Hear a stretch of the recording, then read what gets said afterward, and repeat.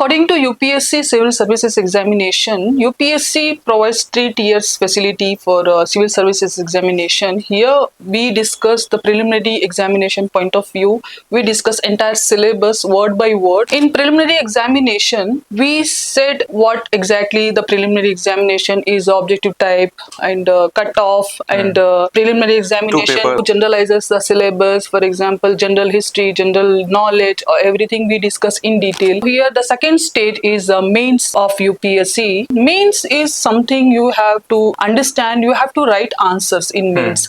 What UPSC provides the syllabus, we are going to discuss word by word on each and every paper. We have 7 papers in mains. Number 1, we have 4 GS paper. GS means general studies. General studies paper, 4 papers, and we have 1 optional paper. In 1 optional paper, they divide 2 papers. In two papers they divide, and we have 1 essay paper. Essay paper could be in different events. Essay could be any point, but essay has no much syllabus in essay. When we talk about, we have English paper, we have 1 language paper.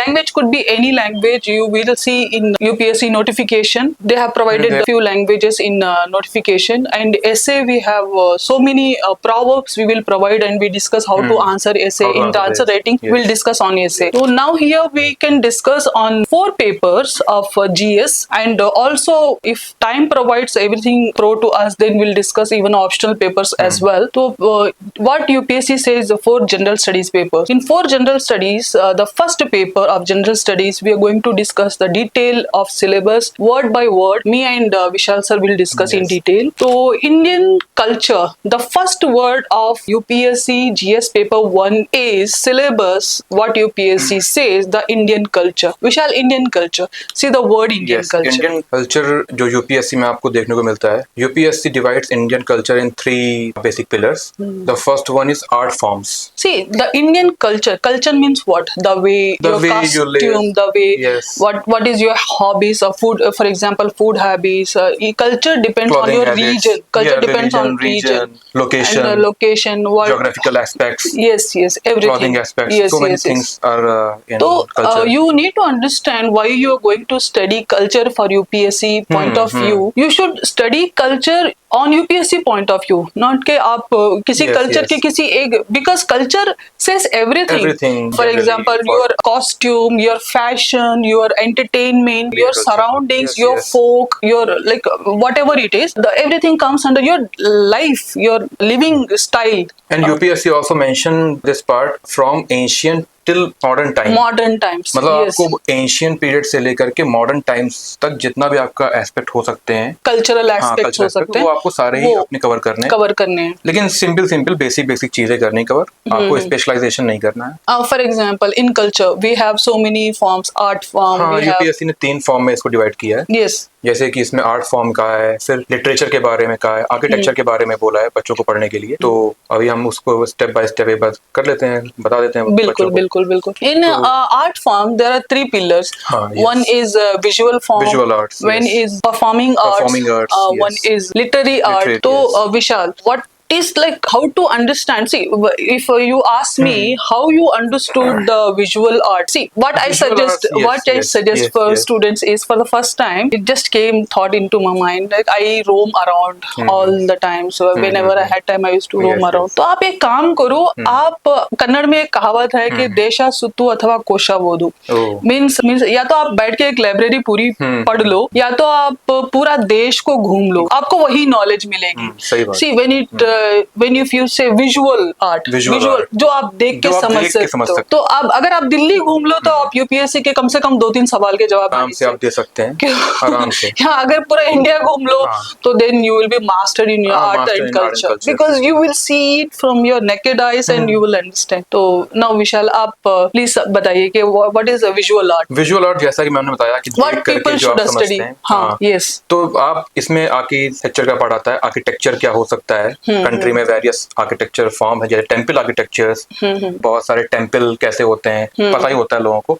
तो architecture एक बहुत important part है, इसमें और भी चीजें हम आपको बताएंगे। फिलहाल आपको ये समझना है कि आर्किटेक्चर में ऐसे बिल्डिंग्स, मॉन्यूमेंट्स, ये सारा कवर होता है। Vishal, I tell you here one important point about visual art. In India, in the world actually, there is something called World Heritage Sites. Yes. So most of the places of like our ancient architecture has been protected by World Heritage Site. For example, our Hammond's Tomb है और बहुत सारी जो Taj Mahal, red fort, yes, and so many temples are there in so many even cities, yes, also protected by kind of thing, World Heritage. What is that? तो ये सारी चीजें वो है जो हमारा एक्चुअल में पार्ट ऑफ कल्चर है, हमारा कल्चर का एक बहुत बड़ा पार्ट है। उसमें ऐड भी करी गई थी, एक साउथ की थी, एक नॉर्थ की थी।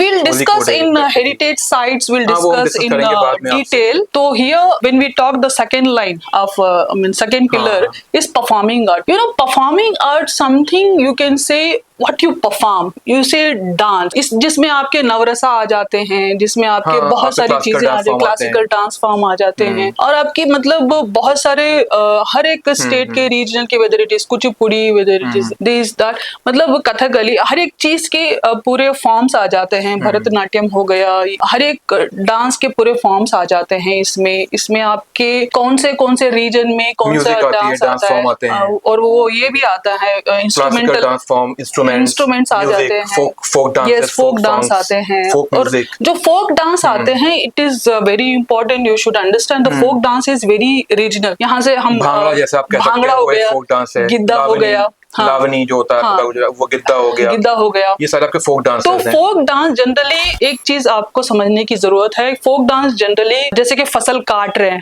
फसल बो रहे हैं, तब फोक सॉन्ग्स होते थे उस टाइम पीरियड में, जो लोग अपने लोकल लोग जो होते हैं, फार्मर्स कम्युनिटीज होते हैं, जो लोकल ट्राइब्स होते हैं, सेलिब्रेशन अपना सिंपल सेलिब्रेशन करते हैं, उसमें सॉन्ग होते हैं, डांस होते हैं, ये सारा जो है वही फोक डांस है। वो फोक डांस है, वो बहुत लोकल लेवल पे होता है। परफॉर्मिंग आर्ट्स में एक चीज और कवर करी है मैम, इसमें इन्होंने वेरियस थिएटर्स के भी फॉर्म दिए हैं, थिएटर्स जैसे कि आपने देखा होगा थिएटर्स, यस एग्जैक्टली। तो ये सारी चीजें आ जाती हैं परफॉर्मिंग आर्ट्स में। इसमें आपको मास्टर करने की जरूरत नहीं है, but you should understand which form is where, because once you become a civil servant आपको पता होना चाहिए कि गिद्दा कर्नाटक में नहीं होता, है ना, भांगड़ा इसमें तमिलनाडु में नहीं होता। You should understand where it is from, क्योंकि जब कोई प्रोग्राम होता है, जब कोई ये होता है, तो यू हैव टू, आप उसको सपोर्ट करना है आपको। आप वहाँ पे डिस्ट्रिक्ट मजिस्ट्रेट बन के बैठे हो, आपको सपोर्ट करना है। पीपल एक्सपेक्ट के व्हाट इज योर कल्चर, उनके कल्चर को।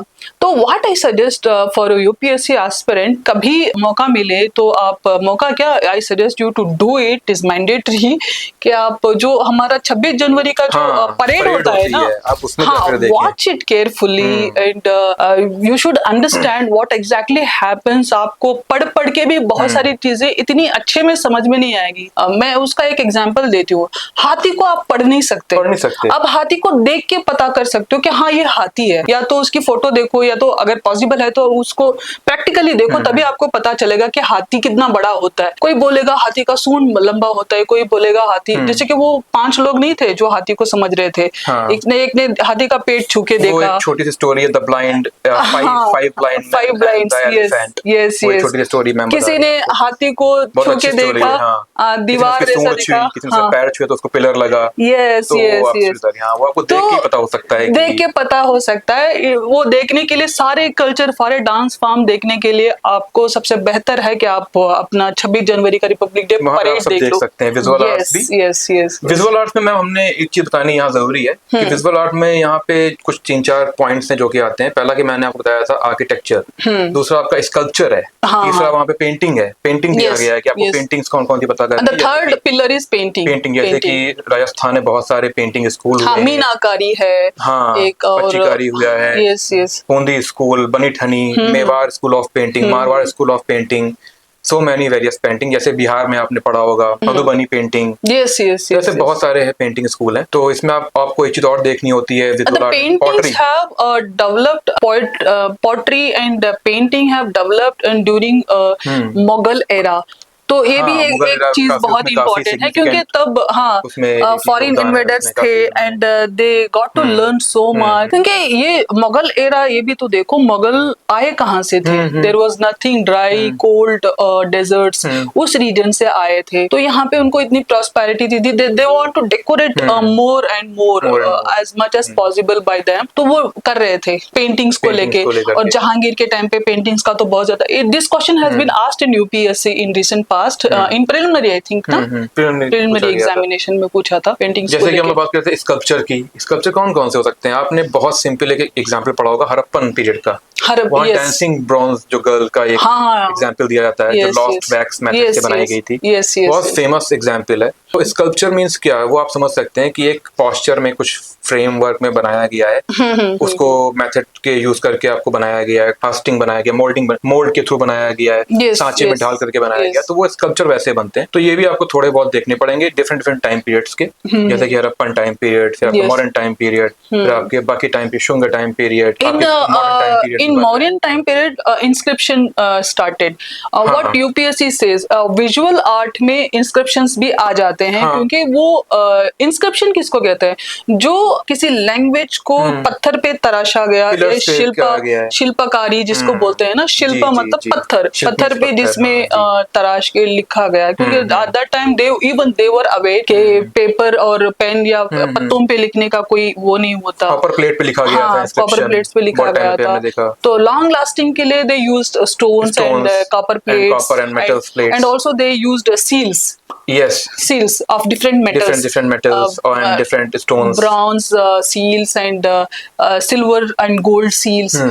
They were the resources, we can say, to understand their history. Seals And का एक जो आप बात करें सील्स की, सील्स का एक बहुत बेसिक एग्जांपल मैं देता हूँ यहाँ पे, जो बच्चों को पढ़ना चाहिए, और ये शुरुआत यहीं से होती है सील्स की, हड़प्पन टाइम पीरियड में।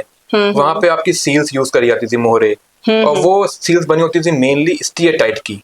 स्टीएटाइट एक मटेरियल था, उसकी बनी होती थी वो सील्स। 100%। तो ये बच्चों को पढ़ना ही पड़ता है कि कौन से मटेरियल की सील्स बनी, जैसा कि मैम आपको बता रही थी कौन सा मटेरियल यूज किया जा रहा है, मार्बल है, स्टोन है या मेटल है, तो डिफरेंट डिफरेंट। मैम आपको एग्जांपल देती है इंस्क्रिप्शन का, इंस्क्रिप्शन आपके वॉल्स पे भी हो सकते हैं, हाँ, डिफरेंट, जैसे साउथ इंडिया में आप जाएंगे तो आप देखेंगे वहाँ on walls पे, temples, on टेम्पल की temples. वॉल्स पे काफी इंस्क्रिप्शन लिखे गए हैं, तो आप वहाँ And जाके in देखेंगे। Ellora, you can see हाँ। paintings, inscriptions, paintings on like mountains, caves, and Ellora and Ajanta. Yes yes, and- वहाँ पे माउंटेन में Yes. केव बनाए गए, विहार बनाए गए हैं। हाँ, तो विहार क्या होते हैं, वो बुद्धिस्ट मॉन्क के जो रहने के प्लेसेस होते हैं, रेनी टाइम में आप वहाँ रह सकते हैं जाके, बुद्धिस्ट मॉन्क्स। तो विहारास में वहाँ काफी स्कल्पचर और पेंटिंग्स वहाँ बनाई गई हैं। after art forms, what UPSC says is literature. Literature, yes Yes.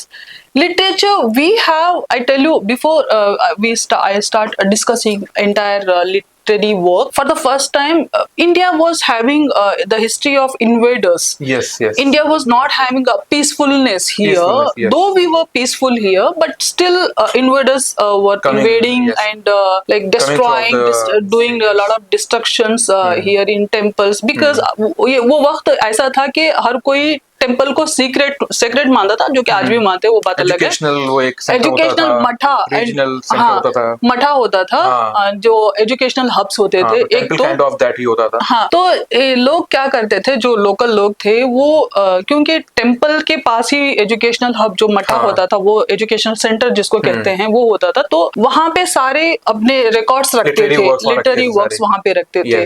तो जो भी इन्वेडर आते थे तो वो उस चीज को डिस्ट्रॉय कर देते थे। पहला उनका We have so many examples. हाँ, लिटरेरी वर्क्स को हाँ, डिस्ट्रॉय किया जाए ऐसा तो हम नहीं कह सकते, क्योंकि वो आते थे इन्वेड करने, तो साथ साथ में वो डिस्ट्रॉय भी कर देते थे, प्रोसेस में वो डिस्ट्रॉय हो जाता था, कर देते थे वो टेंपल्स, रिलीजियस सेंटर को, मठास, जैसे आप बता रही हैं, तो वो डिस्ट्रॉय कर देते थे। जैसे बहुत फेमस आपके एग्जांपल है तक्षशिला का, तक्षशिला को किया गया डिस्ट्रॉय। फिर आपका बिहार में एक एजुकेशनल इंस्टीट्यूशन था, एंड आल्सो नालंदा को डिस्ट्रॉय किया गया, पुरी जगन्नाथ, पुरी को डिस्ट्रॉय किया गया। तो मतलब इस टाइप से काफी एजुकेशनल तो ये सारे सेंटर्स को इन्वेडर्स ने डिस्ट्रॉय कर दिया। तो we never had literary work of our own. Actually in India the entire history has been written during 18th century in fort William college. तो फोर्ट विलियम कॉलेज में क्या होता था, एक बंदा लिखता था तो उसके साथ 10 लोग उसको कॉपी करते थे, because that was the only process of writing. Printing press नहीं थी हाँ, उस time printing पर, press नहीं थी. development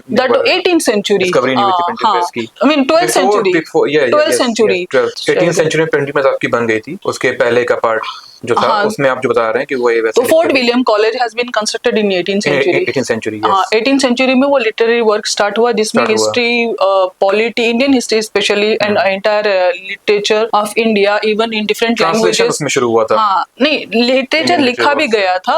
C even Mughal period there was a work but actually what we use government of British government did that work. तो जो आज की डेट में जो अवेलेबिलिटी ऑफ हिस्ट्री इकोनॉमी जो इंडिया की है ना, जो एंशिएंट है, तो उसके पहले जो भी लिखा गया था वो बस बुक्स रह गए थे. उसको किसी ने उतना इंपॉर्टेंस नहीं दिया. लेकिन जो ब्रिटिश ने लिखा 18th सेंचुरी में फोर्ट विलियम कॉलेज में, उसको एक्चुअली मान्यता दी गई कि हाँ ये इंडियन हिस्ट्री है और मतलब कल्चर है. उसके बाद में there are so many researches and development took place about Mauryan dynasty and like what we have so many hundreds of stupas and so many developments took place and so many universities did so much research. चलो वो बात की बात है. Literary work में mainly इसमें क्या देखा जाता है? इसमें वैसे भी हमको पता है कि हिस्ट्री को हम 3 पीरियड में डिवाइड कर सकते हैं, ancient history, medieval history and modern history. तो वैसे लिटरेरी वर्क्स को भी जैसा आप बता रहे थे कि ब्रिटिश, तो वैसे भी हिस्ट्री को भी एंशिएंट आपके जो लिटरेरी वर्क्स हैं एंशिएंट में, मिडिवल में एंड मॉडर्न में आप डिवाइड कर सकते हैं और फिर आप उनको पढ़ सकते हैं स्टेप बाय स्टेप. तो इसमें एंशिएंट हिस्ट्री में जैसे देखते हैं, सबसे पहले इंडियन जो सब कॉन्टिनेंट या जो इंडिया है उसमें हम लोग पढ़ते हैं संहितास और श्रुतिस. तो संहिता में आपके आते हैं वेद,